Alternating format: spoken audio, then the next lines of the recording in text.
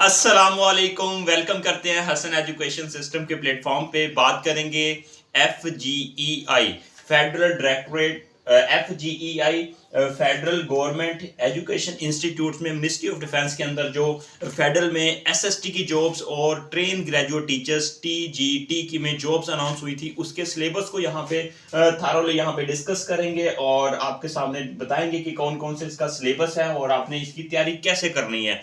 तो ये basically federal में जॉब्स अनाउंस हुई हैं 700 वैकेंसीज और SST की वैकेंसीज हैं और ट्रेन ग्रेजुएट टीचर्स की वैकेंसीज हैं और ये SST की 17 स्केल की हैं और ट्रेन ग्रेजुएट टीचर्स की 16 स्केल की जॉब्स हैं। तो इसके सिलेबस को बारी बारी यहाँ पे डिस्कस करेंगे। ये हमारा आज का टॉपिक होगा, डिस्कशन होगा और इसी की तैयारी के हवाले से हमारा सेशन स्टार्ट होने जा रहा है। तो यहाँ पे नंबर यहाँ पे गिवन है, इस नंबर पे राब्ता करके फर्दर इंफॉर्मेशन ले सकते हैं। तो जल्दी से स्टार्ट करते हैं। सबसे पहले बताता चलो जो हमारे पास SST है इसका सिलेबस जो है मैं यहाँ पे लिख देता हूं। SST का जो सिलेबस है,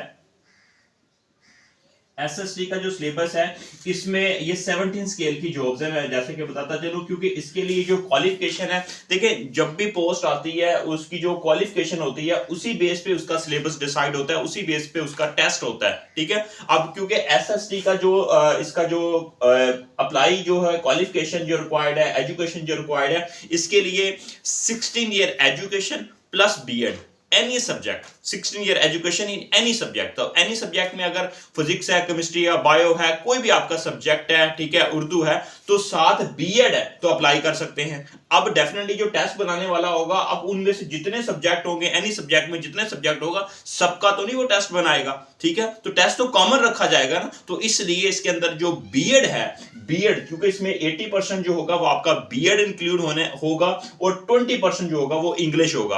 अब एनी सब्जेक्ट जो 16 ईयर एजुकेशन प्लस BEd लिखा हुआ है तो इट मींस BEd तो सबने पढ़ा है, तो BEd का पोर्शन आ जाएगा 80%। ठीक है, इस तरह 80% आपका BEd आ जाएगा और एनी सब्जेक्ट है तो एनी सब्जेक्ट जिसने भी किसी भी सब्जेक्ट में किया हुआ है, ठीक है, 16 ईयर एजुकेशन, उसने इंग्लिश तो पढ़ी होगी, तो इट मींस इंग्लिश का जो 20% इसका जो पोर्शन होगा। तो कहने का मतलब यह है कि 16 ईयर एजुकेशन प्लस BEd है तो इसमें कॉमन इसका सिलेबस होगा 80% पेडागोजी और 20% जो होगा वो इसका इंग्लिश का सब्जेक्ट होगा। ठीक है, तो इस तरह इसके टोटल 100 MCQs बन जाते हैं। तो इसी तरह आपने इसकी तैयारी करनी है। पेडागोजी को मतलब टीचिंग मेथोडोलॉजी को आपने बेसिकली इंप्रूव करना है, इसको तैयारी करनी है और 20% बेसिक इंग्लिश को आपने तैयार करना है। अब इसमें पेडागोजी का कौन कौन सा पोर्शन आ जाता है, कौन कौन से इंपॉर्टेंट क्वेश्चंस हैं, कौन कौन से इंपॉर्टेंट यहाँ पे टॉपिक्स हैं, वो मैं आपके साथ डिस्कस कर देता हूं। और क्योंकि ये FPSC में भी जॉब्स आई थी, वहां पे भी हमने इसकी तैयारी करवाई थी, तो इसमें सबसे पहले इंपॉर्टेंट जो मेन टॉपिक है वो टीचिंग मेथोडोलॉजी को आपने करना है। टीचिंग मेथोडोलॉजी को, ठीक है, TM टीचिंग मेथोडोलॉजी को आप अच्छे से तैयार करेंगे, इससे बनने वाले हर तरह के क्वेश्चंस MCQs बेस इसकी फाइल्स हम उसे ले सकते हैं। और इस टॉपिक को आपने अच्छे से करना। टीचिंग के कौन कौन से मेथड है, टीचिंग मेथोडोलॉजी, एक टीचर क्लास में जाके पढ़ाता है उसके कौन कौन से मेथड्स हो सकते हैं, कौन कौन से मेथड से लेक्चर्स को इंप्रूव किया जा सकता है, क्लास मैनेजमेंट को इंप्रूव किया जाता है, उसके मेथड कौन सा ऐसा मेथड है जिससे क्लास में जो स्टूडेंट्स हैं वो बेहतर तरीके से जो सीखने आए हैं वो सीख सकते हैं। ठीक है, तो टीचिंग मेथोडोलॉजी को आपने डिफरेंट मेथड्स हो सकते हैं उसको लेके चलना है। इसके साथ साथ असेसमेंट, एवेल्युएशन, टेस्ट, मेजरमेंट्स, ये बेसिकली आपने चीजें करनी है। ठीक है, जो आपने पढ़ा तो लिया लेकिन उसमें असेसमेंट की जाती है, उसमें फिर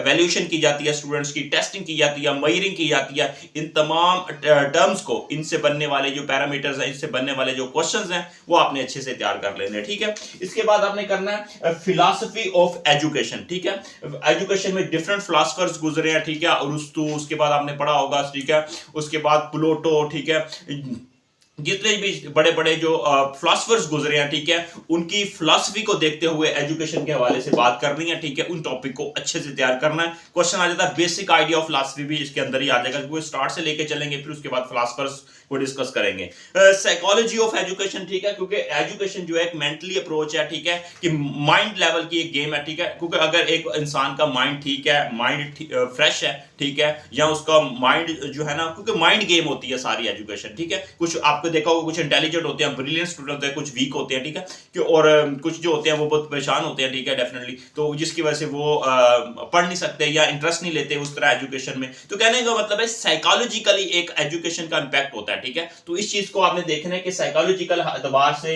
एजुकेशन को हमने डिस्कस करना है, ठीक है। तो क्योंकि आपको देखा होगा कुछ बच्चे परेशान होते हैं क्लास में, वो पढ़ नहीं सकते क्योंकि हो सकता है उसके साथ कोई ट्रेजेडी हुई हो, कुछ मसला मसाइल हुए, उसका बैकग्राउंड में क्या है। बच्चे को देखना होता है कि वो उसका माइंड क्या कह रहा है इस टाइम, या वो इंटरेस्ट क्यों नहीं ले रहा, वो फोकस क्यों नहीं कर रहा अपने स्टडी के ऊपर, ठीक है। तो ये कुछ चीजें होती हैं को किस तरह आप बच्चों को मोटिवेट कर सकते हैं, ठीक है, एजुकेशन की तरफ लेके आ सकते हैं। या कुछ बच्चे पढ़ना ही नहीं चाहते, उसको किस तरह आप कर सकते हैं, उस बच्चे का माइंड पढ़ना होता है। ये साइकोलॉजिकल ऑफ एजुकेशन में सारी चीजें डिस्कस की जाती हैं, ठीक है।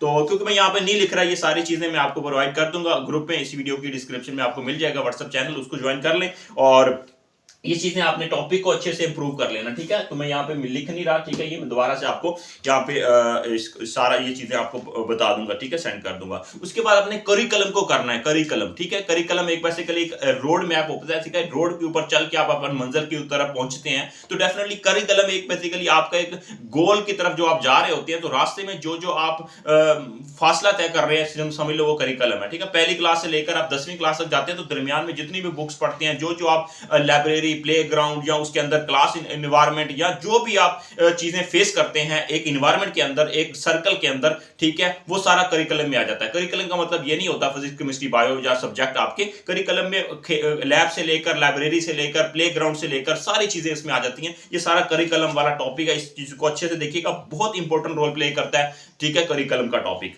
और इसके अलावा क्लासरूम मैनेजमेंट, कि क्लास को कैसे मैनेज करना होता है, ठीक है। आप लेक्चर डिलीवर कर रहे हैं, किस तरह आप मैनेज करेंगे टाइम को, किस तरह आप मैनेज करेंगे अगर बच्चे इंटरेस्ट नहीं ले रहे, या वहां पे मजाक कर रहे हैं, हंसी मजाक कर रहे हैं, या फोकस नहीं कर रहे, ठीक है। क्लास को कैसे मैनेज करना है, ठीक है। बच्चों को कैसे उनको छोटे छोटे टास्क देने हैं ताकि बच्चों का इंटरेस्ट डेवलप हो, ये सारी मैनेजमेंट में चीजें आ जाती हैं। उसके बाद एजुकेशनल रिसर्च, ठीक है। तो एजुकेशन के ऊपर कितनी रिसर्च हो चुकी है, ठीक है, कितनी टाइप्स की रिसर्च होती है, ठीक है।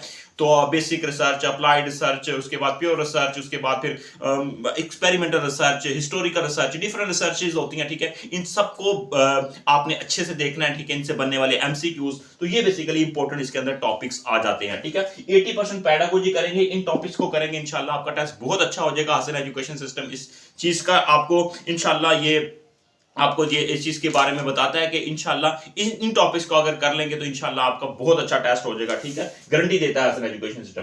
20% अगर हम बात करें इंग्लिश का आएगा एसएसटी में, 17 स्केल की जो जॉब्स होगी 20%, क्योंकि ये सारा जनरल सिलेबस होगा, ठीक है, क्योंकि इसमें कुछ सब्जेक्ट बेस्ड तो होना नहीं है, पेडागोजी होगा और 20% इंग्लिश होगा। तो इंग्लिश में जो चीजें हैं, स्ट्रक्चर ऑफ सेंटेंस को अच्छे से कर लेना है, सिनोनिम, एंटोनिम्स को कर लेना है, ये सारे आपको प्रोवाइड कर दूंगा, ठीक है। उसके बाद direct indirect parts of speech को अच्छे से कर लेना है, टेंसेस को बेसिकली कर लेना है अच्छे से। उसके बाद एक्टिव वॉइस, पैसिव वॉइस, इस तरह का जो बेसिक ग्रामर का पोर्शन होगा, इनको करेंगे तो इंशाल्लाह ये बेसिकली सिलेबस आसान है। बजाय को सब्जेक्ट को देखेंगे उसमें भी डिफरेंट बुक्स आ जाती हैं, तो ये चीजें आपके लिए ज्यादा इजी होंगी। 17 स्केल की हैं और ये इसको आप बेसिकली करें कि डेफिनेटली जिन्होंने बीएड किया होगा उसके लिए तो पेडागोजी को मुश्किल ही नहीं होगा, क्योंकि इसमें बीएड शर्त है।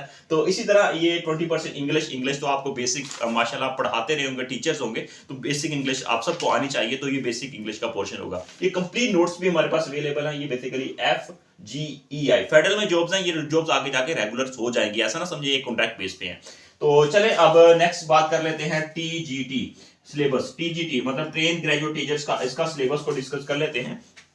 तो इसको अगर हम लेके चले ट्रेन ग्रेजुएट टीचर, इसको TGT, ठीक है, इसको लेके चलते हैं। इस सिलेबस की इसकी बात कर लेते हैं ट्रेन ग्रेजुएट टीचर्स की। तो इसमें जो बेसिकली होगा, ठीक है, इसका जो सिलेबस होगा इसमें मैं बताता चलूं, इसमें जो होगा 80, इसमें टोटल 100 MCQs बेसिस का भी टेस्ट होगा। इसमें जो होगा वो होगा 50% आपका सब्जेक्ट होगा, 30% जो होगा वो आपका इंग्लिश का पोर्शन, सॉरी पेडागोजी होगा, 20% इंग्लिश होगा, ठीक है। 20% इंग्लिश, 30% पेडागोजी और 50% आपका सब्जेक्ट होगा, ठीक है। सब्जेक्ट क्योंकि ये सब्जेक्ट बेस्ड जॉब्स आई हैं, उसमें आ जाता है फिजिक्स, केमिस्ट्री, बायो, इसमें आ जाता है उर्दू, ठीक है। तो इस तरह के सब्जेक्ट जो हैं, तो ये सारी चीजें हैं, जब इसके हवाले से 50% क्वेश्चन होंगे, तो इस चीज को आपने अच्छे से करना होगा अपने सब्जेक्ट को। और 30% जो होगा वो आपका पेडागोजी, यही चीजें जो मैंने आपको पूरा बताई हैं, ठीक है, जो टॉपिक्स बताए हैं इनको करेंगे, पेडागोजी का पोर्शन कवर हो जाएगा, क्योंकि इसमें भी बीएड कंपलसरी है। और इसमें 20% इंग्लिश होगा, जैसा कि मैंने पहले बता चुका हूं इंग्लिश की कौन कौन से टॉपिक है, ठीक है। तो ये इसमें चीजें वही चीजें कवर हो जाएंगी, लेकिन इसमें सब्जेक्ट ऐड कर दिया क्योंकि ये सब्जेक्ट बेस्ड जॉब्स आई हैं, ठीक है। तो इन चीजों को आप करेंगे इंशाल्लाह और आपका टेस्ट अच्छा होगा। अल्लाह पाक आप सबको कामयाब करे। देखिए जब इंसान मेहनत करता है कामयाबी उन्हीं को मिलती है। कामयाबी के हासिल करने के लिए मेहनत बहुत जरूरी है।